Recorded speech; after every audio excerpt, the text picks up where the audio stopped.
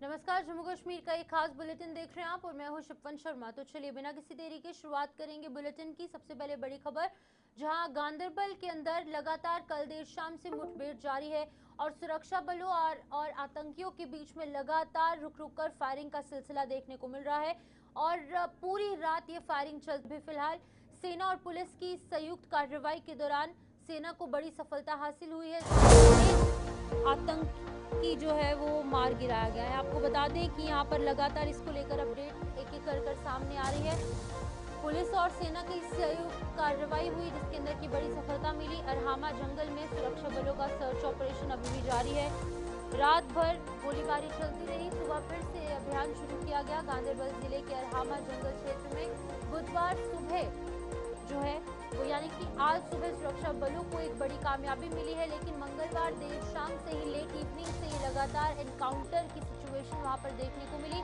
मुठभेड़ में एक अज्ञात आतंकी को मार दिया गया है। अभी तक फिलहाल इसकी जो पुष्टि है, इसकी जो आइडेंटिटी की पुष्टि है वो नहीं हो पाई है।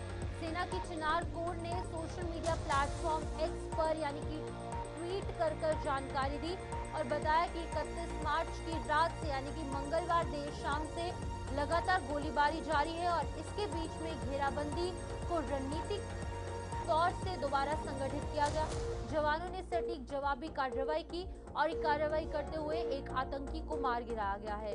अधिकारियों के मुताबिक मंगलवार शाम को पुलिस और सेना की संयुक्त टीम ने खुफिया इनपुट्स के आधार पर सर्च ऑपरेशन शुरू किया और ये सर्च ऑपरेशन एनकाउंटर में तब्दील हुआ और तलाशी के दौरान छिपे आतंकियों से संपर्क हुआ, जिसके बाद की मुठभेड़ शुरू हो गई। रात के अंधेरे के होने के कारण ऑपरेशन रोक दिया गया था, जिसे कि बुधवार अर्ली मॉर्निंग यानी कि आज सुबह से ही जारी किया गया है। फिलहाल पूरे इलाके में सर्च ऑपरेशन जारी है और अतिरिक्त बल भी तैनात कर दिए गए हैं।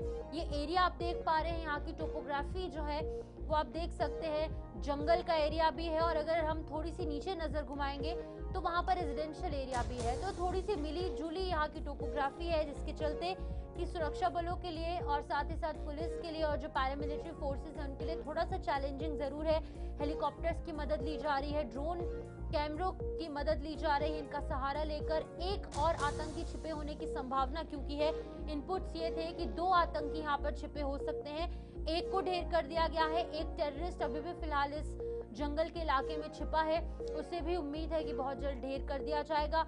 इनके आइडेंटिटी के हवाले से अभी कोई भी कंफर्मेशन नहीं आई है, क्या ये फॉरेन मिलिटेंट हैं या फिर ये लोकल टेररिस्ट हैं, इस हवाले से अभी फिलहाल कोई भी जानकारी नहीं है। तो ये तस्वीरें आपके सामने हेलीकॉप्टर चॉपर्स की मदद ली जा रही है ताकि एक एरियल व्यू पूरे एरिया का लिया जा सके, ताकि एक जो आतंकी वहां पर अभी भी छिपा है, एक टेररिस्ट जो छिपा है, उसे भी मौत के घाट उतारा जा सके, उसे भी ढेर किया जा सके। तो ये जिला गांदरबल है, अरहामा ये इलाका है, अरहामा का जंगल का इलाका है, डेंस फॉरेस्ट एरिया, जिसके चलते कि वहां पर लगातार अभी भी फिलहाल कॉर्डिनेट सर्च ऑपरेशन जो है वो जारी किया गया है।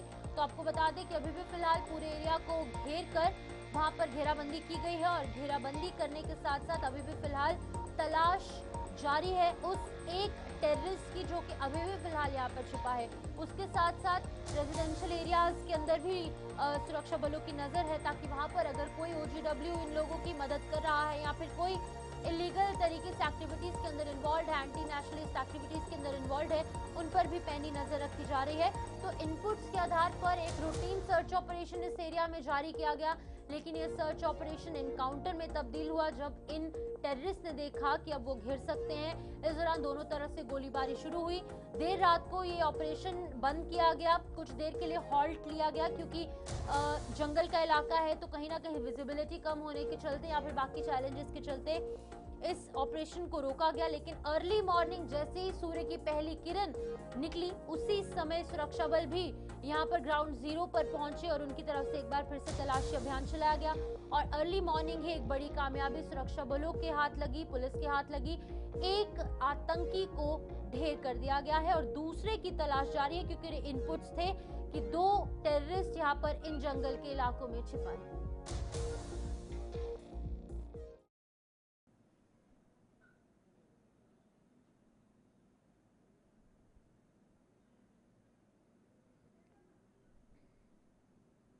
वही बात करेंगे असेंबली को लेकर, जहां पर असेंबली के अंदर तमाम विधायक और तमाम बड़े नेता अपनी अपनी प्रतिक्रियाएं दे रहे हैं।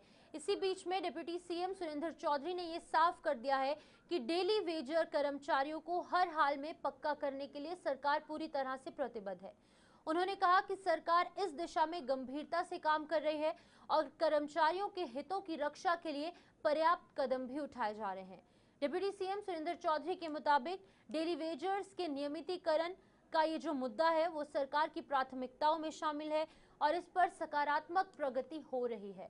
उन्होंने विपक्ष पर निशाना साधा। उन्होंने कहा कि संवेदनशील मुद्दे को बेवजह राजनीतिक रंग लेकर तूल नहीं देना चाहिए। उनका कहना है कि सरकार बार बार अपना रुख स्पष्ट कर चुकी है और उनके कर्मचारियों को उनका हक दिलाने के लिए हर संभव प्रयास किए जा रहे हैं। डिप्टी सीएम ने इस बयान के बाद डेली वेजर कर्मचारियों में उम्मीद बढ़ाई है। वहीं विधानसभा सत्र के दौरान ये हंगामा का जो चर्चा है, ये विषय भी जो है वो देखने को मिला और इस दौरान क्या कुछ कहना था सुरेंद्र चौधरी का, वो भी आपको सुनाएंगे।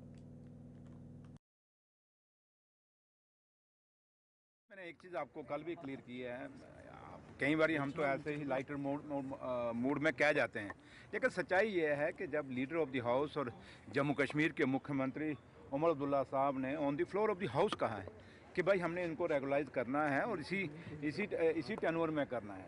और मुझे लगता है या तो पीएचई के डेली वेजरों को असेंबली की इम्पोर्टेंस नहीं पता और जो उनको भड़काते हैं और उनको रोज़ रोज़ कहते हैं जाके धरना दो, मेरे ख्याल उन लोगों को भी असेंबली की इम्पोर्टेंस का नहीं पता। और जो कुछ अगर बीजेपी के लोग जो हाउस के अंदर हैं, अगर वो इनको भड़काते हैं पीएचई वालों को, अगर प्रोटेस्ट करिए तो मेरे ख्याल वो भी असेंबली की इम्पोर्टेंस को ख़त्म करते हैं। वरना इतिहास ये रहा है कि पार्लियामेंट के अंदर और असेंबली के अंदर जब भी कोई बात लीडर ऑफ द हाउस या चीफ मिनिस्टर या प्राइम मिनिस्टर साहब कहते हैं तो उसको देश और स्टेट मानती है। तो लिहाजा जब हमने ऑनरेबल चीफ मिनिस्टर साहब ने एक वादा किया है, on the floor of the house किया हुआ है कि हम इनको रेगुलाइज करेंगे, उसमें कमेटी भी बना दी, कमेटी की अब रिपोर्ट आनी है और उसके बाद अब आप कहें रातों रात इनको एक स्ट्रोक से पक्का हो जाएंगे। क्या आप लोग समझदार जर्नलिस्ट हैं, आप लोग भी जानते हैं क्या इतना फाइनेंशियल जो बर्डन पड़ेगा क्या स्टेट बर्दाश्त कर सकेगी?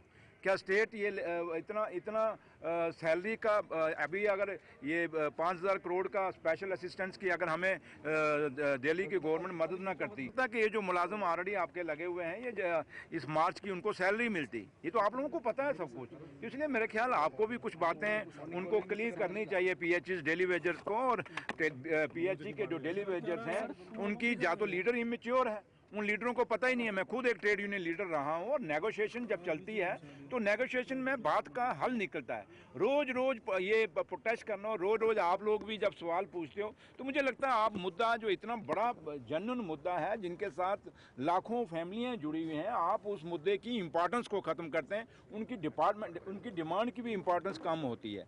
तो लिहाजा जो हमने वादा किया है और जो वादा ऑनरेबल सीएम साहब ने on the floor of the house किया हुआ है वो वादा हम निभाएंगे। और डेली वेजर खाली पीएचई के नहीं, डेली वेजर जिस डिपार्टमेंट के अंदर हैं पूरी लिस्ट सरकार के पास है, उनको हम।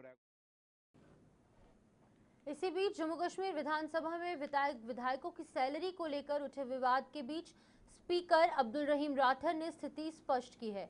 उन्होंने कहा कि फिलहाल एमएलए की सैलरी में किसी तरह की बढ़ोतरी नहीं की गई है। स्पीकर के मुताबिक इस मुद्दे पर विचार करने के लिए एक कमेटी बनाई गई जो अभी अपना काम कर रही है। उन्होंने भरोसा दिलाया कि जब भी सैलरी बढ़ने का कोई फैसला लिया जाएगा तो सदन को पूरी तरह से जानकारी दे दी जाएगी। इस बयान के बाद सैलरी विवाद पर नया राजनीतिक मोड़ भी देखने को मिला। और उस डिपार्टमेंट का जिसके खिलाफ चार्ज है तो इसको ड्रॉप किया जाता है, समझे मेरी बात। इसलिए ये जो report I it's not final, ये भी मैसेज बाहर नहीं जाना चाहिए कि गबन हो गया 1500 करोड़ बस गबन हो गया। ये एक रिपोर्ट है उन्हीं की तरफ से जिसको जेर बहस लाएगा हमारी कमेटी में, कमेटी फैसला करेगी और जो कमेटी की रिपोर्ट होती है वो फाइनल होती है, उसमें कोई शक नहीं। कमेटी फिर लिखेगी गवर्नमेंट को, अगर किसी जगह एम्बेजलमेंट हुई हो या कुछ हो तो कमेटी सरकार को लिखते कि आप इसके खिलाफ कार्रवाई कीजिए। ये तो हकीकत है। एक तो मैं ये क्लियर नहीं करना चाहता हूँ। दूसरा, आपने ठीक कहा कोई सैलरी नहीं बढ़ी यहाँ जब से, मतलब पिछले 1.5 साल से मैंने भी देखा कभी कभी प्रेस में ये बात आई है, सैलरी बढ़ गई, सैलरी, कोई सैलरी नहीं बढ़ी। हाँ, एक कमेटी बनाई थी जब यहाँ पे इस मसले को एजिटेट किया गया। चीफ मिनिस्टर साहब ने कहा था एक कमेटी देखेगी इस मामले को, और जो भी जायज बात होगी, जायज डिमांड होगी, उसको कंसिडर किया जाएगा। कमेटी की रिपोर्ट आई, वो रिपोर्ट सरकार को हमने भेजी थी। यहाँ पर इस हाउस की कमेटी की रिपोर्ट सरकार को गई। अभी कोई बिल इसके बारे में यहाँ नहीं आया। अब आएगा तो पूरा प्रेस देखेगा, यहाँ पर इसमें छुपाने की कोई बात नहीं है। जब आएगा तब सबको पता चलेगा। लेकिन फिलहाल ये अफवाहें गलत है कि किसी की सैलरी, किसी लेजिस्लेटर की सैलरी हमने बढ़ा। जम्मू कश्मीर विधानसभा के मौजूदा सत्र में कई विधायक विभिन्न अहम मुद्दों पर प्राइवेट मेंबर बिल पेश करने जा रहे हैं। इन बिलों में डेली वेजर्स के नियमितीकरण, जम्मू कश्मीर में शराबबंदी, युवाओं के रोजगार, सामाजिक सुरक्षा और जनहित से जुड़े कई विषय शामिल हैं। विधायकों का कहना है कि ये बिल सीधे तौर पर आम लोगों की समस्याओं को और लंबे समय से लंबित मांगों को सदन के सामने रखने का प्रयास है। खास तौर पर डेली वेजर्स का ये मुद्दा। कई ऐसे डेली वेजर्स हैं जिन्हें कि कई सालों से इस तरीके से जो है वो दिलासा दिया जा रहा है, आश्वासन पर आश्वासन दिए जा रहे हैं, लेकिन अभी तक इनका नियमितीकरण नहीं हो रहा है। हजारों ऐसे कर्मचारियों से जुड़ा ये बड़ा मामला है। जबकि शराबबंदी को लेकर अगर बात करें तो इस पर प्रस्ताव सामाजिक और स्वास्थ्य संबंधी चिंताओं को ध्यान में रखकर लाया जा रहा है। हालांकि इस पर हम पहले भी डिस्कशन कर चुके हैं कि इसके दो पहलू हैं, जहां पर एक तरफ रेवेन्यू जनरेशन में कमी आएगी, लेकिन अगर हम स्वास्थ्य की बात करेंगे या फिर एक अच्छे समाज की बात करेंगे तो उस पॉइंट ऑफ व्यू से शराबबंदी और अल्कोहल, टबैको ये जम्मू कश्मीर में अगर बैन होगा तो ये कहीं ना कहीं समाज के लिए एक अच्छी पहल भी होगी। वहीं विधानसभा में इन प्राइवेट मेंबर बिलों को लेकर राजनीतिक सरगर्मियां बढ़ गई हैं और विभिन्न दलों के सदस्य भी अपने अपने मुद्दों को मजबूती से उठाने की तैयारी में हैं। आने वाले दिनों में सदन में इन मुद्दों पर तीखी बहस देखने को भी मिल सकती है। तो मुझे लगता है कि उनको जो 2.5 दिन की प्राइवेट मेंबर्स बिल मैंने पहले पेश किया है, जब 2 दिन पहले वो लिस्ट हुई थी, लेकिन टाइम नहीं था तो उसको मौखिर करना पड़ा और आज फिर उसको लिस्ट किया गया है। अब देखते हैं कि हमारी कोशिश तो यही रहेगी, जहाँ तक उस बिल का ताल्लुक है उसमें 2 चीज़ें हैं। अगर कोई भी शख्स सरकार के किसी भी डिपार्टमेंट में काम कर लें 10 साल 20 साल, ये अड़हाक हो, कंट्रैक्चुअल हो, डेली वेजर हो, कैजुअल हो, नीड बेस्ड हो, ये लंबी मुद्दत के लिए रखना मुनासिब नहीं है, नाइंसाफ़ी है वो। इसलिए बाद में उनके रेगुलराइज करने का वो एक नेचुरल कोर्स है, नेचुरल जस्टिस का तकाजा भी है। आज तक हुआ नहीं ऐसा। अगर आप देख लेंगे अभी हमारे पास जितने भी ये लेबर क्लास है, कैजुअल लेबर्स, नीड बेस्ड वगैरह, 20-20 साल हुए हैं। कुछ अब बेचारे बुज़ुर्ग भी होने लगे हैं, तो क्या लेकर जाएंगे घर। आपको मालूम होगा अगर कल बिजली ख़राब हो जाती है कहीं, तो वो जो बिजली को ठीक करने की ज़िम्मेदारी, खंबे पर चढ़ने की ज़िम्मेदारी एक कैजुअल लेबर को ही दी जाती है। और कभी ऐसा भी हुआ है, एक्सीडेंट्स भी हुए हैं, वो मर भी गए हैं, लेकिन कोई एसआरओ नहीं, कोई कंपनसेशन नहीं। ये सरीहन नाइंसाफ़ी है। इसलिए जो मैंने बिल लाया है, जिसको लिस्ट किया गया था अभी 2 दिन पहले भी, लेकिन उस पर बहस नहीं हो सकी, आज फिर लिस्ट की गई है। देखते हैं। हमने बजट भी पास किया है और बजट जितना भी हमारे पास रकम मौजूद है उसके मुताबिक बजट पास भी हुआ है। और उसमें जहाँ तक कैजुअल लेबर, डेली वेजर्स का ताल्लुक है, ये दीरी न मांग है, ये कोई नई मांग नहीं है, बल्कि उसके बारे में सरकार ने हाउस के अंदर भी हमें अश्योर किया है। और साथ ही साथ एक कमेटी चीफ सेक्रेटरी साहब की क़यादत में बनी है।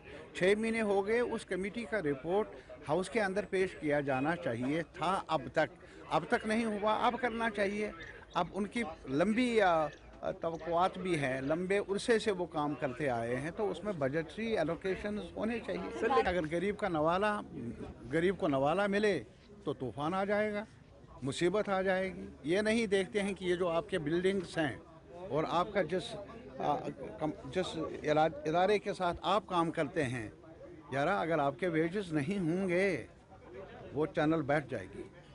आपकी वजह से कोई चैनल भी चलती है, बड़ी छोटी अखबार भी चलता है, मैं सिर्फ एक वर्कर की बात करता हूँ यार, मैं नहीं कहता हूँ उनको आप वो दे जो उनका हक नहीं है। उनको भी जीने का अधिकार मिलना चाहिए ना। इस पर सरकार पर बोझ पड़े। अगर कल हम कहेंगे एमएलएज की तनख्वाह बढ़ाओ, उसमें कोई बोझ नहीं है। अफसरों के अलाउंसेस बढ़े, उसमें कोई बोझ नहीं है। लेकिन जो खंबे पर चढ़ने वाला एक मज़दूर है, गरीब है, उसकी कुछ मजदूरी मिले वक्त पर, रेगुलराइजेशन का मुतालबा उस पर गौर हो तो भूचाल आ जाएगा सरकार को। सरकार ने हमेशा बोला कि फेस मैनर में हम रेगुलाइज करेंगे और बड़ी जल्दी इसी साल। अब आज बिल है तो हम उम्मीद कर लेंगे कि चीफ मिनिस्टर साहब यही कहें, बिल के जवाब में बिल को पास कर लें। की सरकार थी उस वक्त हमने एक बड़ा अच्छा मसौदा तैयार किया था। लगभग 60 से 70 हज़ार की तब गिनती थी जो रेगुलराइज होने थे हमारे एम्प्लॉइज़, लेकिन सरकार चली गई तो वो बीच में रह गया। ये सरकार बनने के बाद आदरणीय सीएम साहब ने on the floor of house हमसे कमिटमेंट की थी, डेली वेजेस से कमिटमेंट की थी कि हम आपको टाइम के साथ हम रेगुलराइज करेंगे। आज लगभग दूसरा साल आने को हुआ है और दूसरा बजट भी पेश हुआ है, कोई उस पर अभी तक कार्रवाई नहीं हुई है। उसी को चलते मैंने अपना प्राइवेट मेंबर जो है बिल जो है वो लाया है। उसके तहत जो इन सर्विस हैं अभी उनको रेगुलराइज किया जाए, जो रिटायर हो चुके हैं उनको भी रेगुलर एम्प्लॉय की तर्ज पर उनको भी बेनिफिट दिया जाए। अब्दुल्ला सरकार का लगातार कहना है फेस मैनर में रेगुलाइज करेंगे, क्या लगता है आपको कि देखिए, एक कोई रोड मैप तो लेके आए सरकार, कोई रोड मैप लेके आए जिस पे हमारी बहस होगी, जिस पे बातचीत होगी, अपोजिशन बैठेगी। जब पहली बार ये मसौदा बना था पीडीपी बीजेपी की सरकार में तो उमर साहब को कंसल्ट करके उनके मेंबर को कमेटी में रखा गया था, उसके बाद ही वो विधानसभा में लाया गया था।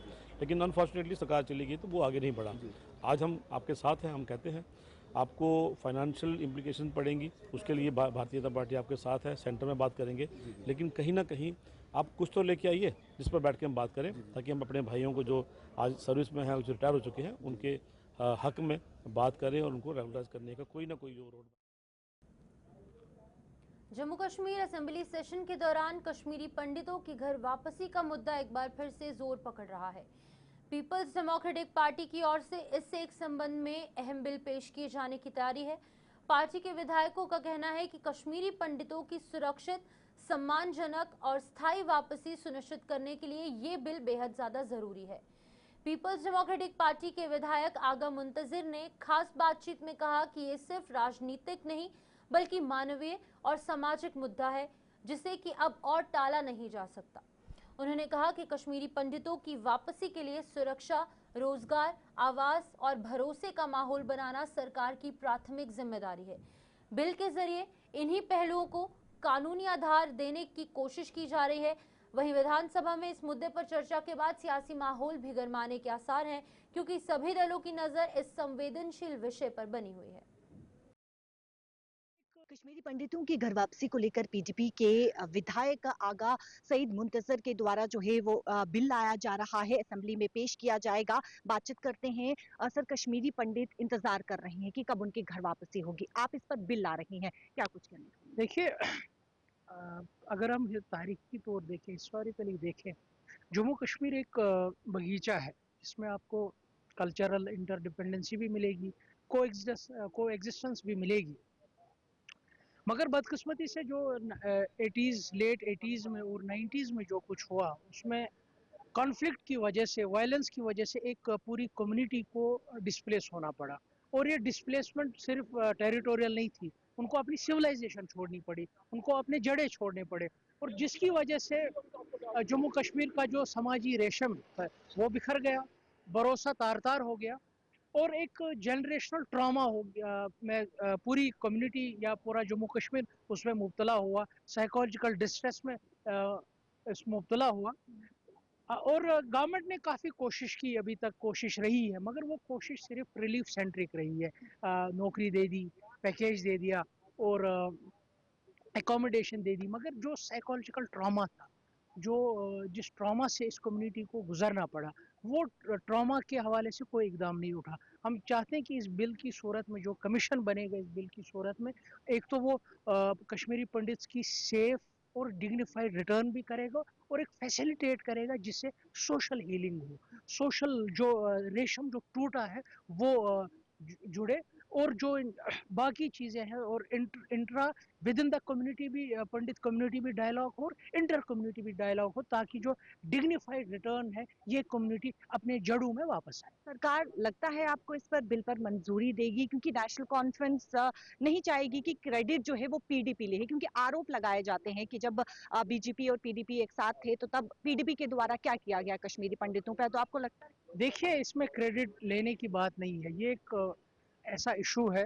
जिसको पार्टी लाइन से हट के देखना पड़ेगा, इसको एज अ ह्यूमैनिटेरियन देखना पड़ेगा कि कैसे एक पूरी कम्युनिटी डिस्प्लेस्ड हुई, जम्मू कश्मीर का जो समाजी रेशम था वो कैसे तार तार हुआ, उस समाजी रेशम को रिपेयर करने के लिए, ठीक करने के लिए हाउस में सब पार्टीज को अपनी पार्टी लाइन छोड़कर इस बिल को सहयोग देना पड़ेगा। बहुत बहुत शुक्रिया बातचीत करने के लिए। पीडीपी के विधायक का आगा सईद मुंतजर के द्वारा बिल लाया जा रहा है, असेंबली में पेश किया जाएगा, लेकिन महत्वपूर्ण होगा कि आखिरकार नेशनल कॉन्फ्रेंस इस पर क्या कहती है, क्योंकि कश्मीरी पंडित जो कि इंतजार कर रहे हैं घर वापसी की, अब नजरें होंगी असेंबली में इस बिल पर कि आखिरकार क्या सरकार के द्वारा कहा जाता है, मंजूरी मिलती है या फिर इस बिल को भी अपोज किया जाता है। कैमरा पर्सन संजय के साथ शिल्पी शर्मा, जम्मू कश्मीर।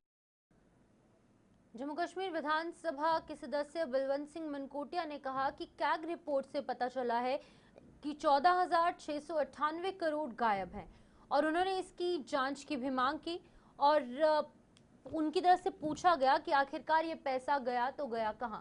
उन्होंने कहा कि जब कोई एमएलए ट्रांसफर के लिए किसी अधिकारी के पास जाता है तो उसके साथ ऐसा बर्ताव किया जाता है जैसे वो कुछ गलत करने आया हो। बलवंत सिंह मनकोटिया ने यह भी कहा कि एमएलए की सैलरी नहीं बढ़ाई गई, जिससे कि जनता में एक गलत मैसेज जा रहा है। रिपोर्ट में लगभग 14,698 करोड़ जो रुपए हैं जो मिसिंग है। केंद्र सरकार ने पैसा दिया और पैसा कहां गया, किस प्रोजेक्ट पे लगा, उसके रिपोर्ट, और 18 महीने के अंदर हमें रिपोर्ट देना होती है कि जो पैसा आया वो कहां यूटिलाइज हुआ। सर, मैं ये जानना चाहता हूं, जब हम डेली वेजेस की बात करते हैं, केवल जब एमएलए की बात होती है सैलरी की, या मैं साझा करना चाहता हूं कि जब तीसरी चौथी बार हाउस लगा है तो लगातार लोगों में ये मैसेज है कि पहली बार जब हाउस लगा तब एमएलए की सैलरी बढ़ी, दूसरी बार लगा तो एमएलए ने सैलरी बढ़ाई, तीसरी बार लगा एमएलए की सैलरी बढ़ी, जबकि ऐसा कुछ नहीं है। सिर्फ मैं ये कहना चाहता हूँ, डेली वेजेस की बात होती है, हमें उनकी तनख्वाह बढ़ाना, पैसा नहीं है सर, ये बड़ा इंपॉर्टेंट है, बड़ा इंपॉर्टेंट। हम कहते हैं पैसा नहीं है, 1400-1500 करोड़ रुपया कवर हो गया, ये सब पता ही नहीं है, ये बहुत इंपॉर्टेंट है सर। इसके साथ एक मेरी बात सुनो,